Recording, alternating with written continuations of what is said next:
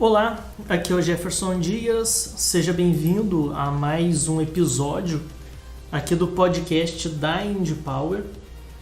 Quem acompanha o podcast pelo YouTube saiba que nós também estamos em outras plataformas como Spotify, por exemplo, Google Podcasts, dentre outras que você encontra ali no nosso site indiepower.com.br.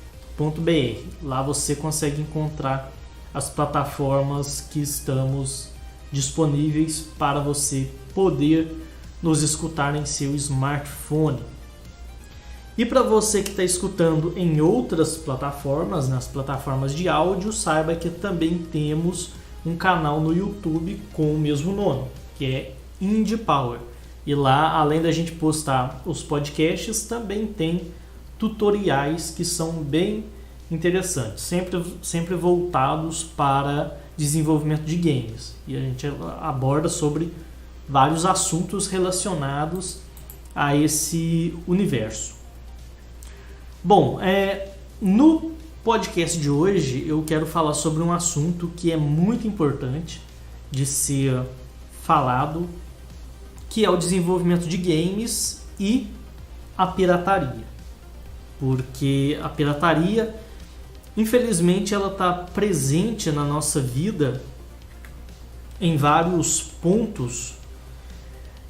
Porém, infelizmente, a gente tem uma mudança gradativa dessa mentalidade do uso da pirataria, né? Durante muito tempo, a gente sempre consumiu produtos piratas, filmes, músicas e por aí vai. Só que com o tempo, o uso legal dessas mídias está se tornando cada vez mais acessível. Hoje você não precisa mais pagar caro num filme original, porque você tem Netflix, você tem DVDs, Blu-rays a preços bem acessíveis. Alguns DVDs de filmes, inclusive, chegam a ser basicamente o preço de um pirata, dependendo do lugar que você compra. Eu acho que na minha cidade os piratas são quase o mesmo preço do original. E vai chegar um tempo que, para quem faz o pirata, não vai nem compensar mais, né? Ficar ali gastando tempo gravando a mídia, fazendo as coisas para ganhar uma merreca, sendo que o original está a um preço bem acessível e a qualidade é bem melhor. O mesmo a gente fala para softwares que também estão ficando cada vez mais acessíveis e também para jogos. Só que ainda assim, mesmo com toda essa acessibilidade, tem aqueles que ainda preferem entrar para pirataria e consumir alguma coisa de forma ilegal. E uma das coisas que é muito consumida de forma ilegal e prejudica muito a pessoa que produz são os games, inclusive jogos independentes. Tem muitas pessoas que, ao invés de pagar ali, sei lá, R$10 no jogo, prefere baixar de graça. E quem sai no prejuízo é o desenvolvedor de games, e não só aquele desenvolvedor em específico, mas toda a indústria. Porque isso cria um vício onde as pessoas simplesmente não compram nada que elas podem ter de graça. Então acaba prejudicando aqueles que estão fazendo.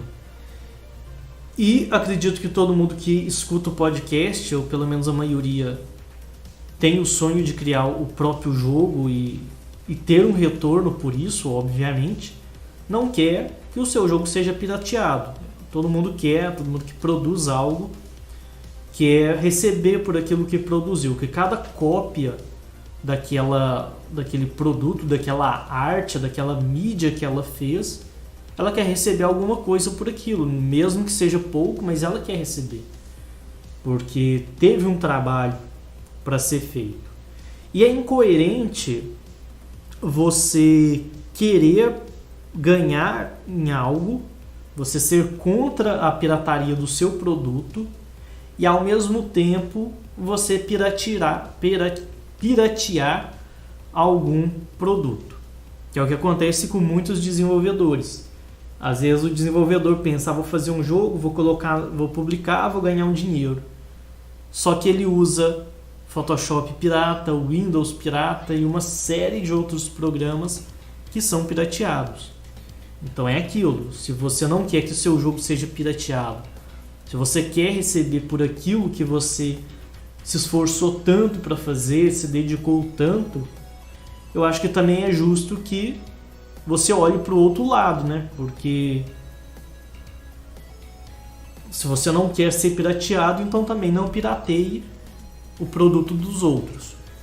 E quando se trata principalmente não só de desenvolvedor de games, mas em tudo, principalmente em questão de software, em programas de computador, eu acho que a gente já passou da hora de ter a maturidade de ou você paga por aquele software, ou você usa a versão gratuita dele, ou então você passa para outra ferramenta, porque você tem essas opções. Você pagar, você usar a versão mais limitada, que é legal dentro da lei, né? E não é só uma questão de lei, mas é também uma questão ética, moral, é uma questão de respeito com o próximo, né?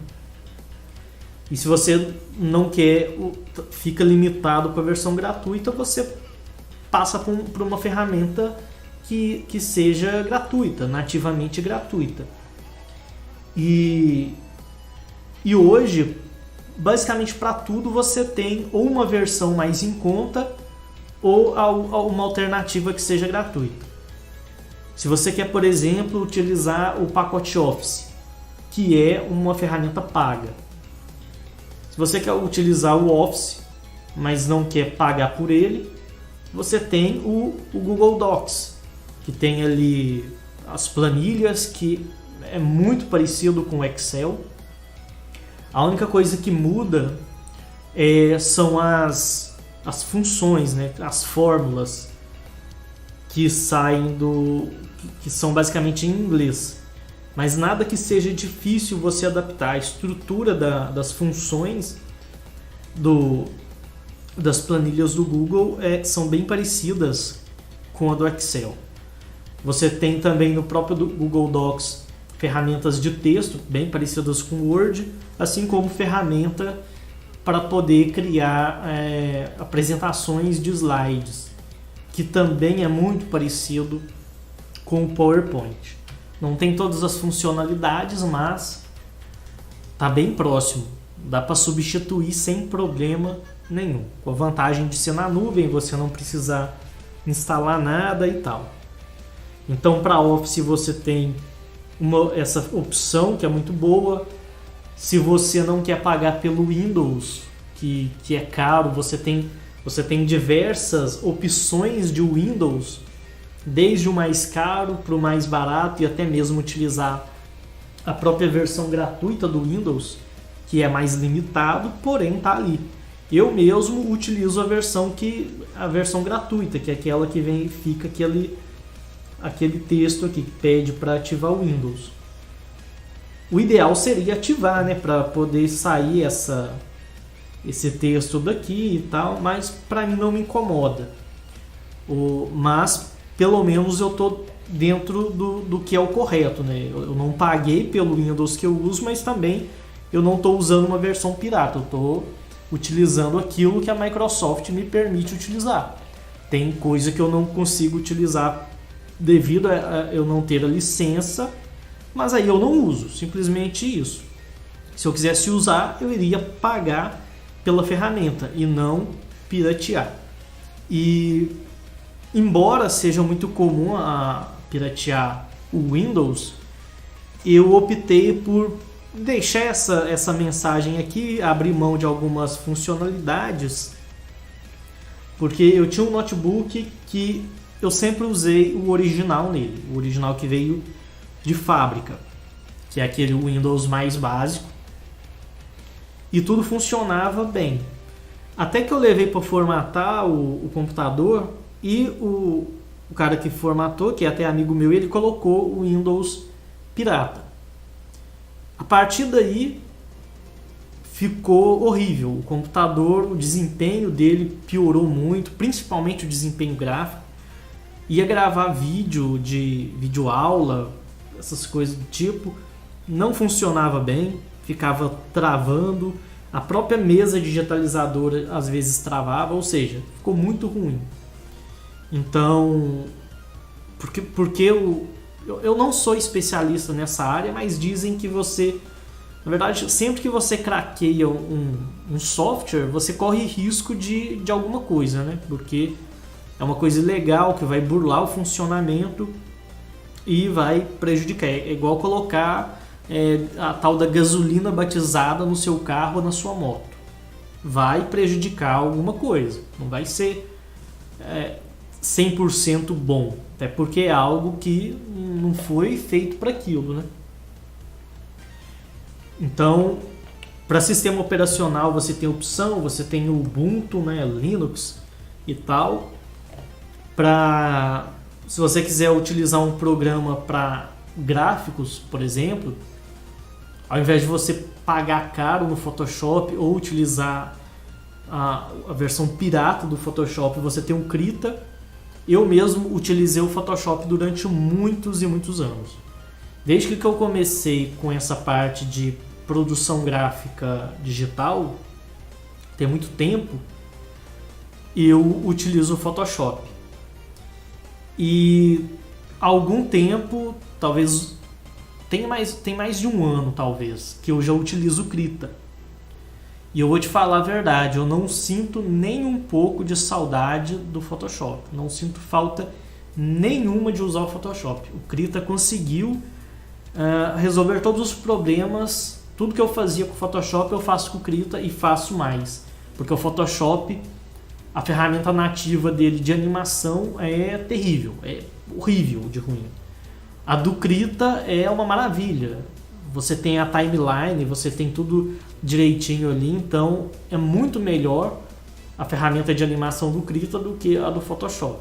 Então dá para você, além de fazer todo o trabalho visual, inclusive pintura digital, que você fazia no Photoshop, você faz no Krita sem nenhum problema. E ele já vem uns brushes bem interessantes para pintura que o Photoshop não tem. Ele vem só aquele básico e o Krita ele já vem alguns brushes bem mais interessantes do que o do Photoshop e você consegue configurar basicamente as mesmas coisas que você configura no Photoshop. Você tem uma mudança no Krita em relação aos atalhos, né? Atalhos de teclado, que são diferentes. Mas tem um segredinho que se você for lá nas preferências do Krita, nas configurações, tem como você deixar os atalhos nativos ou do Krita ou do Photoshop. Então, por exemplo, um atalho que você usava muito lá no Photoshop, você pode utilizar ele no Krita também. É só você alterar essa configuração. Tem algumas coisas que acaba não sendo iguais do Photoshop, mas outras são diferentes e acabam superando. E não é somente eu que falo isso, mas eu já vi outras pessoas que também usaram o Photoshop durante anos e agora usam o Krita, e com várias pessoas a gente chega à ideia de que o Krita é melhor do que o Photoshop. Lógico, vai ter pessoas que vão discordar, mas isso não é somente eu que estou falando. Eu já usei Photoshop e Krita, acho o Krita melhor. Existem outras pessoas que também usaram os dois e que também acham o Krita melhor. Sem contar que é gratuito e você não tem que piratear nada. Se você quer, por exemplo, editar vídeo, porque para desenvolver games, às vezes você quer fazer uma edição de vídeo, você tem a ferramenta que é chamada Shotcut. É muito leve e é uma ferramenta que é simples, porém tem opções bem interessantes para edição de vídeo. Você não vai fazer coisas complexas como, por exemplo, um After Effects, um Premiere, mas você consegue fazer tratamento de cor, você consegue fazer os cortes e tal, aplicar um zoom, um efeito, colocar uma música, trabalhar com várias camadas de vídeo, colocar sobreposição de imagem e numa ferramenta que é leve. Quando eu usava o Premiere, que também não utilizo, eu não uso mais nenhum programa do pacote da Adobe, eu colocava o vídeo, ia rodar o vídeo e o vídeo simplesmente não rodava, eu tinha que editar pelo áudio. Nesse Shotcut eu não tenho esse problema, ele roda muito suave o vídeo, porque o programa em si é leve, não é igual o Premiere, por exemplo, que já consumia quase toda a memória do computador. Então você tem opção para edição de vídeo. Se você quer trabalhar com desenvolvimento, com fazer o jogo mesmo, uma engine, você também tem opções. Se você gosta de engine estilo Construct, que você trabalha com blocos de programação, que é aquela programação visual, você tem a GDevelop, que não tem todas as funcionalidades iguais do Construct, mas tem muitas das funcionalidades você encontra lá, ou o que não tem você consegue fazer de uma forma diferente. Então, às vezes, uma ferramenta que tem no Construct não tem na GDevelop, você consegue, dentro da GDevelop, reproduzir aquilo, porém de uma forma diferente. Sem contar que também é uma ferramenta bem leve. Além da GDevelop, você tem a Godot, ou Godot, não sei como que pronuncia.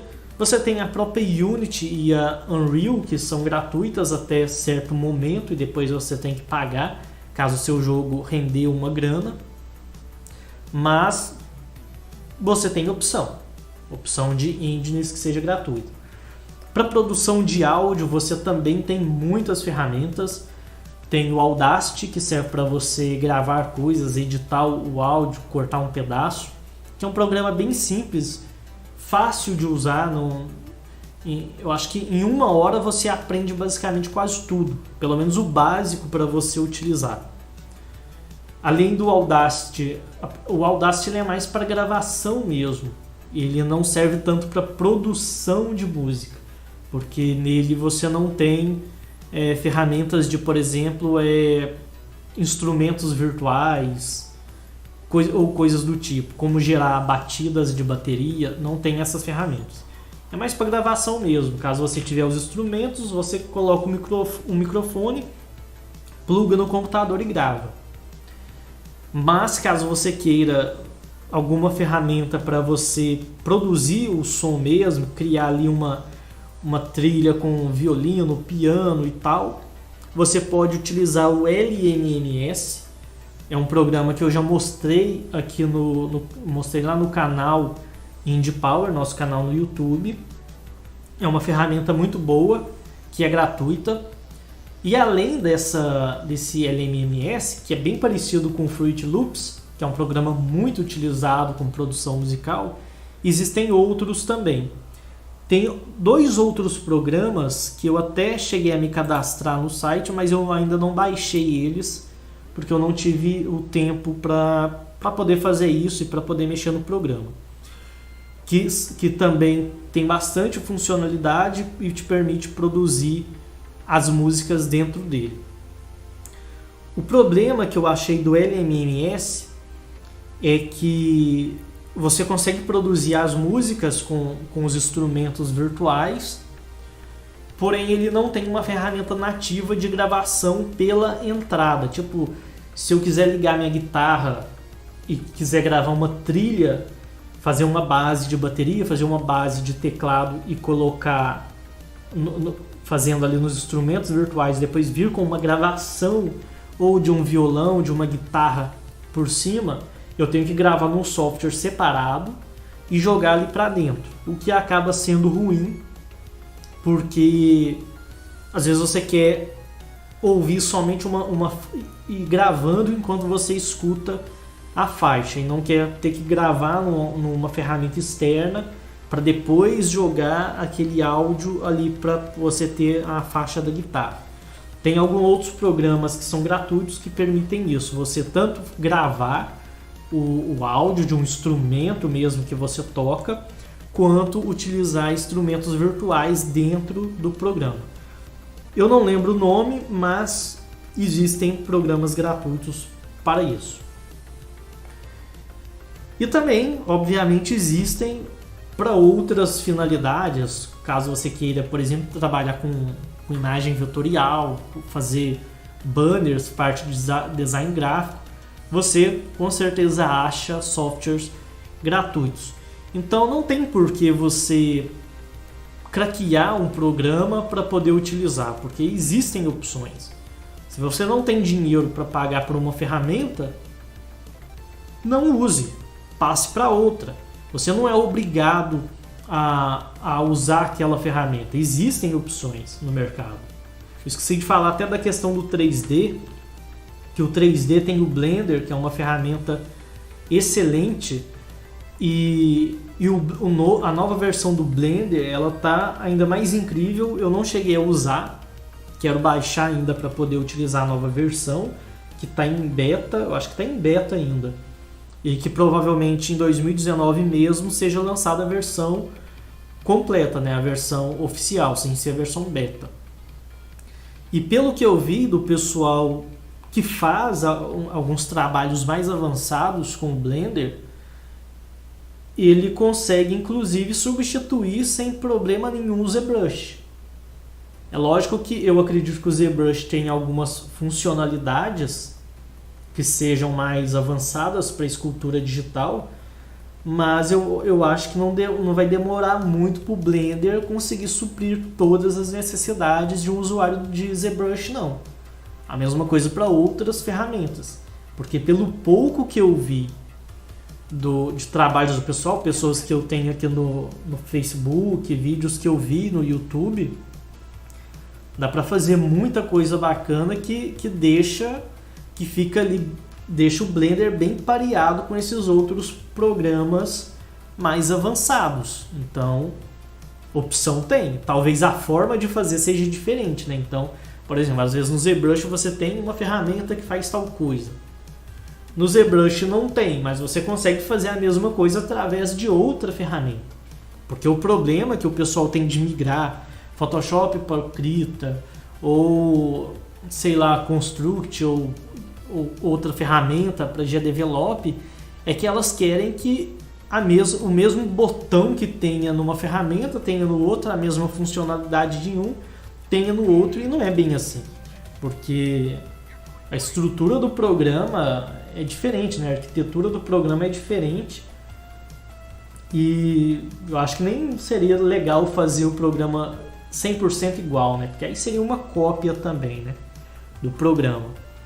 Mas geralmente dá para você fazer a mesma coisa por caminhos diferentes. Você não, o pessoal, pelo que eu vejo hoje em dia, eles estão muito acostumados com tutoriais ao pé da letra. Aquela coisa, você aperta tal coisa, faz isso, faz isso, faz isso, esse é o resultado. E aí o cara tá tão acostumado em seguir receita de bolo que ele não consegue ver uma coisa e falar, não, eu vou fazer isso de tal forma, sem usar tutorial. Ou até mesmo ver o tutorial, mas faz de uma coisa de uma forma diferente. O pessoal está muito mal acostumado com isso, e isso não é muito legal, não. Porque se você quer ser um desenvolvedor que seja bom mesmo, que consegue fazer as coisas, você tem que abandonar essa mentalidade de que para eu fazer um personagem fazer tal coisa, eu preciso ver um tutorial que ensina a fazer exatamente o que eu preciso na ferramenta que eu preciso. Não é bem assim. Quantas coisas eu, por exemplo, faço na GDevelop que eu só fui ter a ideia de fazer porque eu aprendi, às vezes, no Game Maker ou no Construct. Que eu não aprendi na GDevelop, eu aprendi em outra ferramenta como é que aquilo funciona e depois apliquei aquilo utilizando a GDevelop. A mesma coisa, a maioria das coisas que eu faço no Krita, eu não aprendi pelo Krita. Eu aprendi pelo GDevelop, pelo Photoshop, pelo TV Paint, que é um programa de animação. Eu aprendi nesses programas, porém, como eu absorvi a base, a técnica, eu consegui aplicar em outra ferramenta, porque não importa a ferramenta. Uma vez que ela tem ali o básico e você tenha o fundamento bem estruturado na sua cabeça, você consegue executar. Então tem que sair dessa mentalidade de tutorial, tudo precisar de um tutorial para fazer, exatamente igual. Tem que sair disso. Por isso que o pessoal de hoje tem uma dificuldade muito grande de sair de um programa e passar para o outro. Eles aprendem a fazer uma coisa num programa, quando vai para o outro eles têm que começar do zero. Não tem essa capacidade de reaproveitar o que se aprendeu na outra ferramenta. Se quando você migra, você tem que começar tudo do zero, tem algo errado aí. Você não está aprendendo o que realmente importa. Está tendo algo errado. E quando você começa a aprender dessa forma, muito focado na ferramenta, você meio que vira escravo da ferramenta.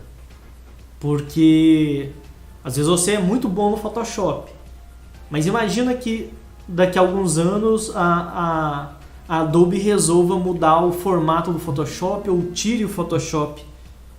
Você vai ficar na mão. Então é importante você ter um fundamento bem estruturado para que quando você precisar migrar de ferramenta, você tenha condição de fazer isso.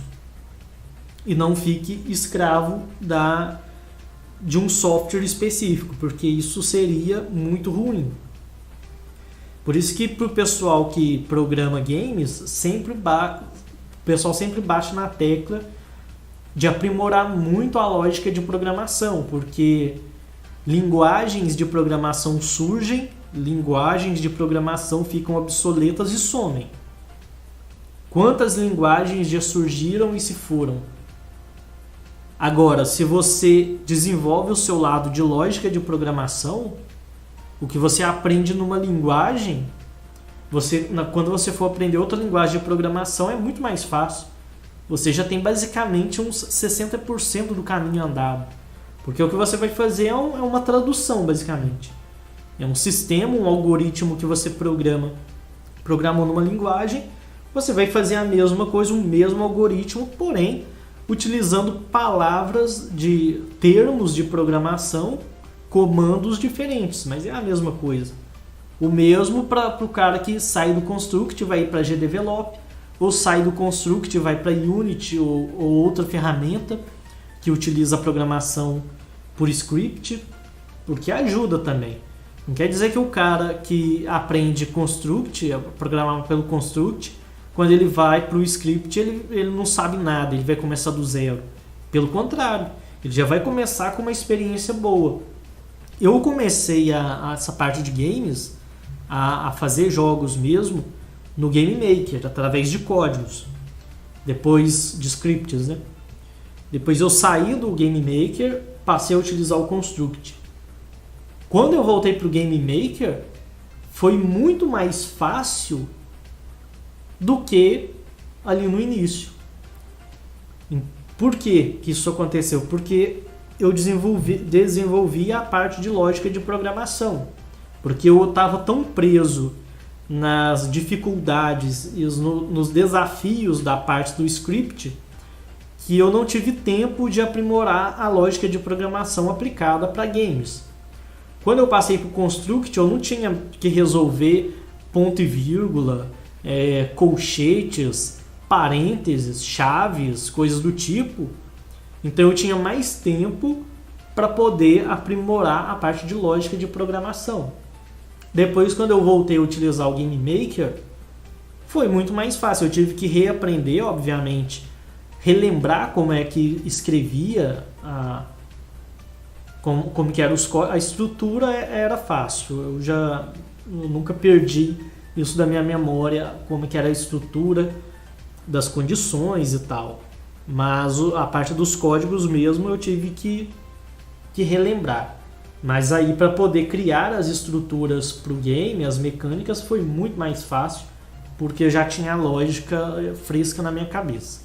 Então, quando você for aprender alguma coisa, seja num tutorial, num curso, num livro, seja no que for, você tem que aprender de tal forma que você consiga, em algum momento, reproduzir aquilo em outra ferramenta.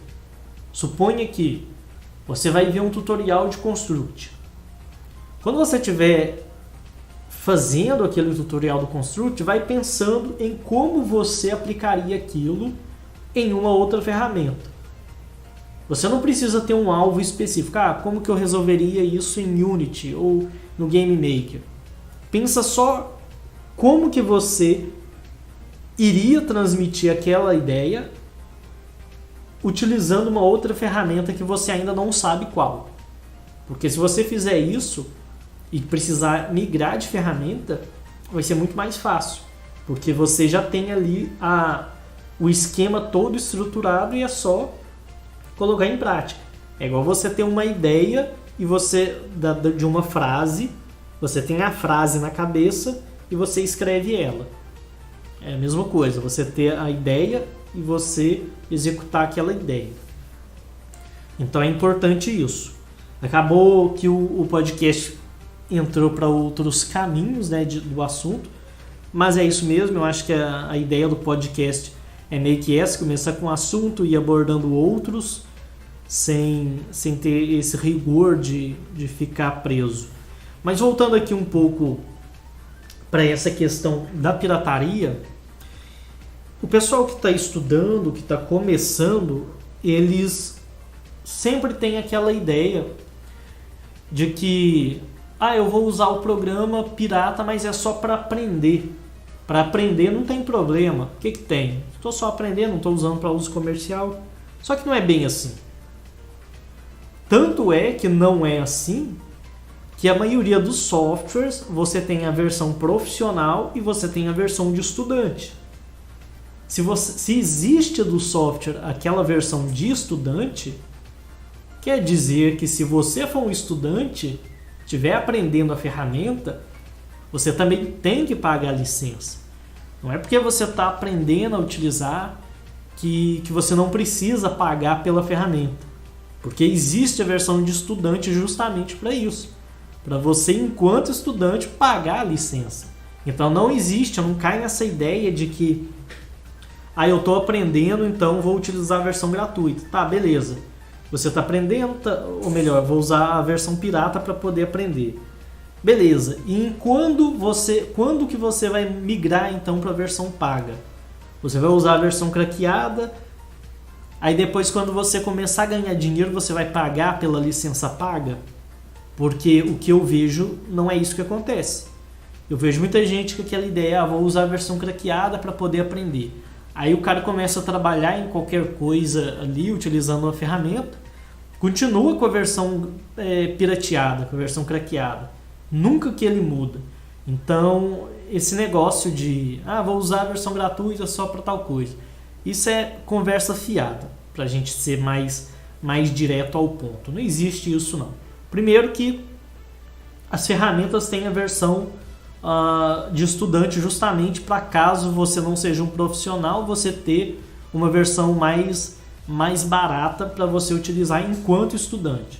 Se já tem isso é porque não é para você, como estudante, utilizar uma versão craqueada. E outra, muitos do que ficam nessa ideia, quando começam a usar profissionalmente a ferramenta, também não não migram do craqueado para o original, continuam na versão pirata. Então essa é uma ideia que já não cola mais. E agora, se você quer estudar, usar um programa para aprender, então já aprende um programa gratuito.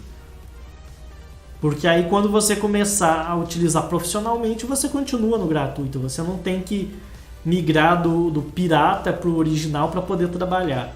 Você aprende no gratuito, continua trabalhando no gratuito. E assim segue a sua vida utilizando a ferramenta gratuita. E o mesmo vale para jogos também. Porque eu vejo muitas pessoas que aquela, eu baixo o pirata do jogo para ver se o jogo é bom. Se o jogo for bom, eu compro ele. Aí o cara joga o jogo todo, consome o trabalho de outra pessoa e simplesmente fala, não gostei, não gostou, mas jogou até o fim, né? Então é aquilo. Se você está consumindo, você tem que pagar. Não à toa que os jogos, o pessoal que vende o jogo coloca screenshot, coloca descrição, coloca vídeo, coloca demo. É para que você conheça o jogo. E aí compre o jogo para jogar ele completo. Não é para você ir num site de pirataria baixar o negócio, que vai acabar estimulando ainda mais a pirataria, porque talvez você compre o jogo, baixe o jogo pirata, joga um pouquinho e compra o original. Só que quando você foi lá e baixou o jogo pirata, você está incentivando a pirataria, ao cara que colocou a versão pirata a continuar postando, a continuar divulgando a versão pirata, e outras pessoas baixaram a versão pirata e não dá nenhum centavo para quem produziu o game. E, obviamente, isso se reverte a nós desenvolvedores. Porque se você é desenvolvedor e faz isso, pense que no futuro vai ter um cara que vai fazer isso com você também. Então tem que tomar cuidado, porque tem certas atitudes que a gente vê no meio do desenvolvimento de games, principalmente o pessoal que está começando, o pessoal mais novo, que prejudica os desenvolvedores que já estão desenvolvendo, prejudica o pessoal que já está começando a publicar seus jogos, e futuramente vai prejudicar ele mesmo. É uma casca de banana que derruba quem já está ali, que vai derrubar quem está começando e vai derrubar ele no futuro. Porque cria essa cultura da pirataria. A pirataria é errado, mas para certos casos não tem problema. Eu vou baixar o jogo pirata, vou testar. Não é por aí. O caminho não é esse. Não é algo legal. Porque de um que baixa para testar o jogo para depois comprar, vai ter ali 10, 20 ou até mais que vão baixar, vão jogar, vão aproveitar o seu produto e não vão pagar um centavo e não estão nem aí. Então tem que pensar nisso também. Porque se o cara fez o jogo para vender, é justo que você compre. Se você não quer pagar, jogue algum jogo gratuito. Eu penso dessa forma. Bom, então é isso que eu queria falar aqui nesse podcast, que é esse assunto da questão da pirataria e do desenvolvimento de games, que é muito importante a gente pensar nessa questão, discutir ela e colocar em prática, né, essa questão de largar essa ideia da pirataria, né? Começar por nós mesmos, que somos desenvolvedores, deixar de utilizar o Photoshop pirata, Premiere pirata, o Windows pirata, e começar a utilizar as coisas, fazer as coisas da forma certa. Aí muitos pensam, mas a Adobe, a Microsoft, eles já ganham milhões, não faz diferença nenhuma. Pouco importa. Não importa quanto que os caras estão ganhando, quanto que os caras estão faturando. O que importa é que se você quer consumir o produto deles, pague por aquilo. Não quer, vá para a versão gratuita, porque é o que mais tem. Então, não tem essa. Se talvez não existisse nenhuma alternativa, se fôssemos obrigados a ter alguma ferramenta paga e não tivesse nenhuma opção, e que as grandes empresas de software pago meio que reprimissem as produtoras de software gratuito, aí sim seria outros 500, mas não é o caso. Enquanto houver software gratuito e softwares bons, porque não são ruins, igual muita gente pensa que é, aí não tem muito que defender a pirataria, não, porque a gente não vive numa situação extrema que nos obrigue a usar software pirata. Usa software pirata porque quer mesmo, e não porque é obrigado a usar. Porque se não tivesse nenhuma opção, aí sim, né? Poderia dizer que não existe outra opção. Às vezes o preço é extremamente abusivo, não existe nenhuma opção, ou qualquer outra opção foi reprimida pelas grandes corporações, né? Aí sim era outros 500, mas na situação que a gente se encontra, de ter basicamente para cada software bom da indústria, você encontra às vezes 2 ou até mais software gratuito com nível semelhante. Talvez não chegue exatamente no mesmo nível, mas consegue dar conta do recado e em alguns casos até melhor do que o da grande indústria. Então não tem muito o que dar desculpa. Até essa questão de grande indústria, eu tenho um certo problema com isso. Que o pessoal às vezes fala, eu vou usar o software pirata porque é utilizado na grande indústria, então eu tenho que aprender o que é utilizado e tal. Só que às vezes você vai ver o trabalho da pessoa, e às vezes não é aquela pessoa que vai entrar para a grande indústria.